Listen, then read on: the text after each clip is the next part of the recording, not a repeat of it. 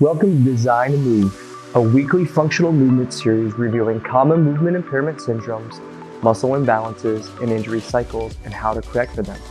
Don't just exercise, but restore optimal movement.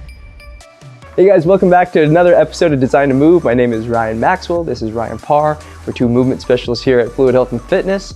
And today we're going over another movement distortion pattern. This one has to do with hyperinflated ribs or elevated ribs. A couple weeks back we did hyperinflation, the overuse of the diaphragm. This is kind of an extension of that. In fact, it's a direct extension of that, and the relationships with the ribs being lifted up because we don't have enough support from our abdominals. So we're going to talk about the relationships that pull our pelvis down, which leads to an extension in the spine and then an elevation of the ribs, and how to reduce the mechanisms that get you there. Now, if you have questions on the topic, we do have a blog on the subject in the description below, so make sure to take a look at that. We do have a table of contents to the side that gives timestamps of all of our segments with a condensed version of the video at the bottom. So if you are pressed for time, or once you watch this a couple times, you can go to that and just use it as a reference. We always offer everybody a free movement assessment.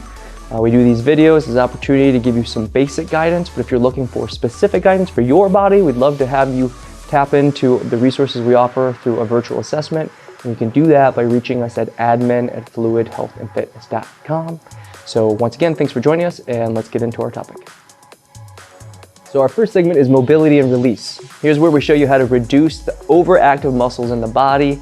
And for this week on elevated ribs, the ones that we're going to target, and these are just a couple, just remember there's multiple muscles that can be involved in this, but the couple that we're going to target today are the quads, and specifically the rectus femoris, and the back extensor muscles, the erectors or erector spinae muscles. Let's go on.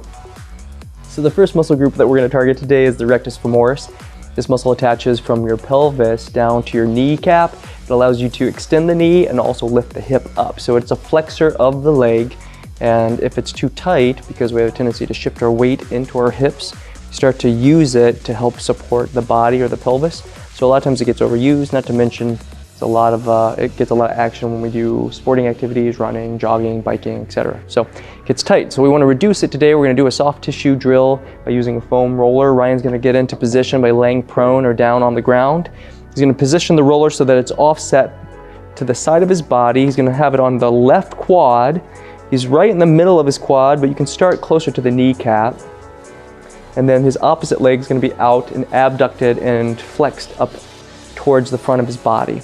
Now the center of his weight through his shoulders, or I should say the center of his torso, is over his elbows, so he's supporting his shoulders and keeping a nice stable spine.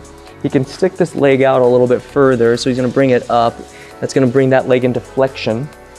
And while he's sitting there, the weight of his leg is going to compress down onto the muscle. So basically we're pinning the rectus femoris between his femur and the roller, and that pressure is going to help to, again, tell the tendinous connection points to, again, let the tissues relax. So he's going to start with a passive release, just hold it there for just a little bit. Now again, he's going to bend the knee, going through an active release, pulling the tissue through the ball or through the roller here. Again, the kneecap is where it attaches, and then you let it go and sink down into the belly of the muscle. Now as he does this, he's going to breathe in, bending the knee. You can flex the glute at the same time, flex the quad on the right side, by pulling the knee up towards the chest, and then breathe out and sink down and sink into the belly of the muscle. Now if there are adhesive points in the muscle, you might feel it as, again, a little knobby area as you bend the knee and that tissue starts to pull under the roller. If it slides past the roller, don't go that far. You want to kind of block it on the roller and shear. So a lot of times, again, we'll get little microtraumas in these muscles. They're really overused. So something to keep in mind as you're going through the process. Again, we're going to let it go fairly quickly, sink into it, go through about 6 to 10 cycles. And then you can go up the length of the quad if you wanted to, up towards the pelvis, attack another adhesive point, or again, trigger point, and see if you can get, again, more length out of the muscle. Now, just so you guys know, how do we know if we have adequate range of motion through the knee? We should be able to move the knee to about 90 degrees of hip flexion or knee flexion if you're laying down on the ground and not see any displacement around the pelvis, meaning the hip shouldn't tilt down or lift up if you're bending the knees. So if you want more information on that, just reach out to us again, admin@fluidhealthandfitness.com. But otherwise, this is something that you're going to want to do to loosen up those rectus femoris. Okay, let's get into the erectors. So we're going to get into our back erector muscles. If we recognize that the muscles on the front of the hips, the flexors of the hips, pull the pelvis downward, that's going to create compression into our back as the back goes into extension. Now the muscles that help keep that compression are called the erector spinae muscles. So these are muscles that, again, pull the back into extension. So if I want to stretch them, I want to pull the back into flexion. Okay, so again, if we have a deep pelvic slope or a hyperextended lower back, this would be something that you're going to want to look at. So either way, you'll see that Ryan's on his back. He's got the roller between his rib cage and his pelvis, and he's going to begin by bringing the knee up to his chest. Okay, by doing that, that's going to pull into his hip flexor. His back's going to start to flex under, and he's going to come into a crunch position and then bring his thorax on the opposite side in towards the opposite leg. So he's rotating his rib cage into the opposite leg. And then coming back down. Like so. Okay. So this would resemble gait. When this leg comes up into flexion, it's going to pull the pelvis forward. Spine's going to counterbalance that against it, come back into flexion, and that's going to lengthen through the erectors. The erectors are extensors, not flexors, right? So again, he's going to bring that down. Draw the leg up, breathe out, crunch down, rotate across the body. Looks just like a gait cycle, maybe putting some weight down into his heel on the opposite side, and then come back down, and then sink into the belly of the muscle. Okay? Feels good, right? Oh yeah. Yeah. So if you do it right, you're gonna feel some natural lengthening of these muscles along the back. Thoracolumbar fascia is there, latissimus attachment points from your lats are there. A lot of different muscle groups and tension groups coming right into that little area. So this is something that you're going to want to target. You're going to help to open up the back. Not only that, but get some of that thoracolumbar fascia, start to loosen up a little bit, reduce the apex of tension there. So again, he's going to breathe out, lift the leg up, do a little contralateral rotation from the opposite hemisphere. So right knee is coming up, left rib is coming up, pulling it together. Doing that anterior oblique sling from the groin, internal oblique, external oblique, coming back down and back down to it. There it is. All right, so you could go through about 6 to 10 of these drills. I always like to start with some passive strokes, just kind of up and down. Again, when you're on your back, be careful of your ribs, be careful of the floating ribs, the lower ones. Again, you don't want to push too deep on those. There's not a full attachment point there. They're held together by soft tissue. So make sure to protect it. And again, you can try both sides of the body. You'll notice most likely that there's going to be more tension on one side over the other, because we're asymmetrical a lot of times. So either way, take it slowly, test it out, do it on both sides of the body and see how you feel. And that brings us to the end of our mobility. Our second segment is called activation. Here's where we actually show you how to target muscles that are traditionally underutilized or that can't facilitate the right movement pattern in the body. So when it comes to the ribs being elevated, part of the muscle groups that hold them down are the external obliques. So we're going to show you how to target those with a band rotation from a split stance position. So guys, we're going to start with an activation of the external oblique. This is a muscle that pulls the rib inward. So you have your internal oblique that tips the body to the same side. The external oblique rotates the trunk to the opposite side. So if I'm on my right side, it rotates my torso inward. Now you're going to see that external oblique come into play when you're going into gait when the opposite leg comes up into flexion. So as I lift my leg up, my external oblique on the opposite side would flex, and that's going to help to create stability for my pelvis and my back and my braced leg on the ground. Okay, so again, if my hip flexors, like my rectus femoris, like we reduced, are too tight, it could have, again, a tipping influence on the pelvis and create an inhibitory effect on that muscle. So you don't get a strong enough impulse out of it. Now you'll see that as, again, excessive rotation on that back leg, where the rib will open up with the pelvis because it's not strong enough to help hold it as we go through a gait cycle on that braced leg. Okay, so pretty important that we get this under control because it leads to excess rotation through the pelvis and the spine. Okay, so Ryan's going to show you how to do this by going into a split leg position. He's going to step back with his right leg, He's gonna be rotating, activating his right external oblique. So he's gonna start by bracing through his hip, so his glute is flexed on the right side. He's gonna create a little bit of pressure by pushing back through his heel, pushing his left leg forward, just like he was about to take a step forward into his left leg, okay? We'll know that his hips are neutral because his ilium, or the hip bone on the right side, isn't rotated out externally, so you're not gonna see this, and again, the rib wouldn't be rotated out with it. So he's gonna clench his glute, hold his leg there, make sure that the angle of his foot is nice and straight, so his foot shouldn't be rotated outward, it's right in line with his heel. And again, he's gonna push through the band by pushing through the trunk, not the arms. His arms are isometrically stabilized through the shoulders. Scapula is being retracted back on the left, and he's just bracing through his palm on the right, breathing in and then breathing out, and slowly coming back to a neutral stance where his ribs or his collarbone lines up with his pelvis. Okay, so he's gonna breathe in, push. Remember, he's pushing back through his right heel so he can feel his right glute. Might feel some pressure on his groin on the left side, and then he's gonna breathe out and slowly come back to a neutral alignment.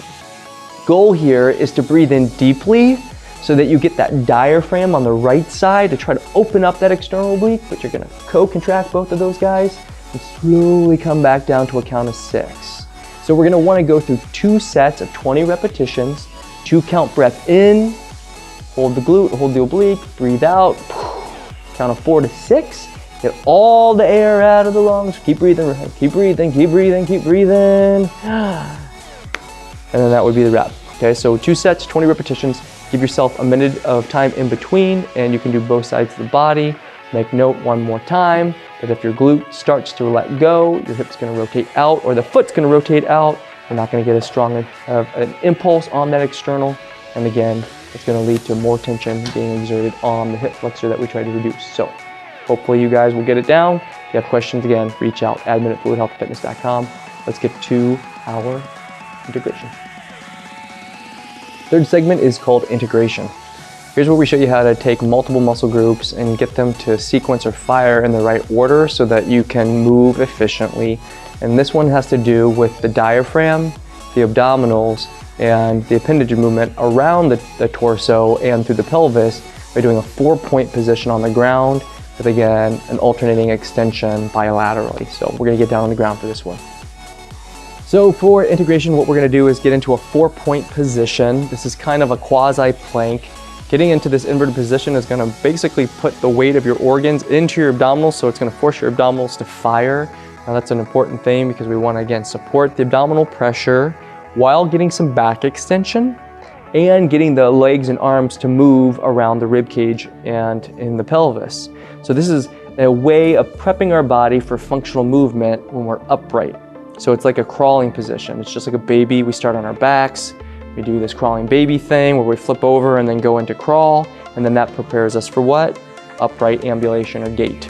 Okay, so it's basically regressing that whole process down and making the movement smaller so we can feel the mechanisms of the intrathoracic, intra-abdominal pressure supporting the thoracolumbar canister while the arms and legs move as they should around a braced canister. Okay, so Ryan's gonna do that by getting down on all 4s. Main thing, first off, getting a nice neutral spinal alignment.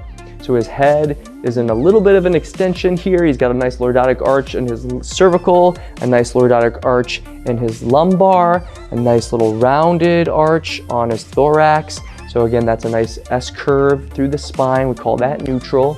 And then what he's gonna do is he's gonna brace here through his pelvis and his torso by going into a dual extension bilaterally. Extension means behind you, so he's gonna stick his leg behind him. Let's start with the left leg. Yep. Leg kicks back, he's flexing his glute, and then he's gonna shift his weight to his left palm. Breathe in, protract through the shoulder, engage that same external oblique that we talked about when we were just working through that activation, and then retract and depress the scapula on the opposite hemisphere. Once again, this resembles what our body would look like in the mid-stance phase of gait. So he's gonna breathe in and then breathe out slowly, let his arm come back down to the ground, let the scapula glide back into its natural rested, depressed position on the back side of the body, and then kick up again. Breathe in, push through the shoulder, Protract the shoulder around the rib, keep the external oblique engaged, flexing the left glute, retracting the right shoulder. Head is slightly oriented to the left with his head in line with his trunk. And then he's gonna breathe out, slowly coming down to a count of 6. Now he's gonna go through 2 sets of 20 repetitions, again with about a minute of time in between, and then that should give him enough time to recover before we get into our strength exercise. Last segment is strength. Here's where we overload the muscles that are normally weak, that need to be strong, or generally stiffer all the time. Here's where we're gonna show you how to target the internal oblique by doing a marching position. It's gonna activate all your abdominals, but we wanna focus on the internal oblique portion, muscle that tilts you to the same side, helps stabilize the pelvis and the rib cage. And we're gonna do that again from a dual leg marching position. We're gonna do that again from a dual leg marching position. Let's get to it. Last exercise is strength, and here's where we're gonna go into a dual leg march. Basically, we're letting the leg come up and down, and it's controlled by this eccentric stretch of the internal oblique. Okay, so if we get into, again, a bent leg position, these are gonna be bent, arms are down on the ground, he's got his scapula in retraction, his arms are nice and depressed, so he's not internally rotated, chin's not shrugged up, and so he's got his head down, his eye line's in line with his collarbone. What we're gonna do is let one leg go down at a time. So the flexors of his leg are pulling down on his pelvis and trying to open up his abdominals. He's controlling that by breathing out as he lets the leg come down against that tension, and then breathe in as he lifts it up. So again, we're gonna breathe out slowly. 4, 3, 2, 1, and then breathe in and lift the leg back up into flexion.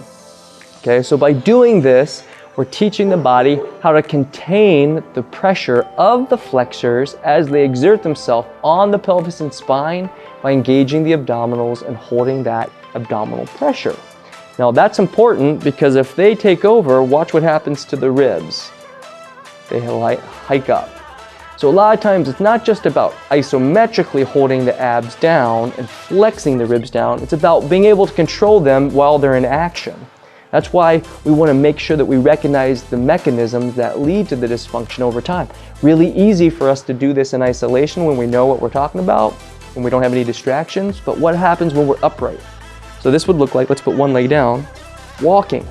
So if one leg is coming down and it's stretching that oblique and pulling the pelvis down, that could have an inhibitory impact on that opposite side and reduce your ability to maintain lumbopelvic hip stability. Now that means that the legs are going to move irregularly, it's going to put a lot of pressure on the knee, a lot of pressure on the spine, and then lead to pressure into the neck as it carries up the kinetic chain. So pretty important that we maintain specific relationships here as we're doing this. Ribs want to stay depressed, legs are going to come down controlled. 4, 3, 2, 1. We don't want to see an external rotation of the femur, the toe shouldn't rotate out, there shouldn't be, again, a big abduction of the hips. And again, we don't want to see the lower back come off the ground or go into extension because we're containing it with the abdominals. And last thing, the head shouldn't crane up. If you see that, let's get maybe a couple of towels, put it under your neck or a pillow or something to help take the pressure off those cervicals that are trying to pull your neck forward, the deep cervical flexors or the scalenes and the sternocleidomastoid. Either way, 2 sets, 20 repetitions, slow controlled eccentric, a more contracted or a more forceful concentric flexion of the leg up, and that's going to help you to get stronger abs and more stability around the pelvis. So today we focused on elevated ribs. This is an issue that normally has to do with the inability of your abdominals to hold your ribs in a fixed position. And it's a relationship that has to do with the spinal alignment because the pelvis has a tendency to want to tip forward. Now, a lot of times it also has to do with overactive pectoral girdle muscles or the muscles that attach your ribs, your first rib, to your neck, like your scalenes, or the sternocleidomastoids that attach the collarbone to the neck, or even the pec minor that attaches the ribs to the collarbone or through the scapula, through the attachment there at the AC. So this is just a system of dysfunction or distortion that we targeted, having to do with the flexors and the lower back muscles, but there are other groups involved that could help to get those rib cage down. So make sure to look at the other video tutorials that we have out there if you want more information, or again, reach out to us at admin@fluidhealthandfitness.com. We did write a blog on the topic, so remember it's in the description below, so make sure to read that. And again, if you want to reach out and do a virtual consultation where we can do a full body analysis and biomechanical screen, we'd love to do that. So just reach out again at admin@fluidhealthandfitness.com. As always, your body's designed to move, so stay in motion. We'll see you next week for another episode, and you guys stay with it. Talk to you soon.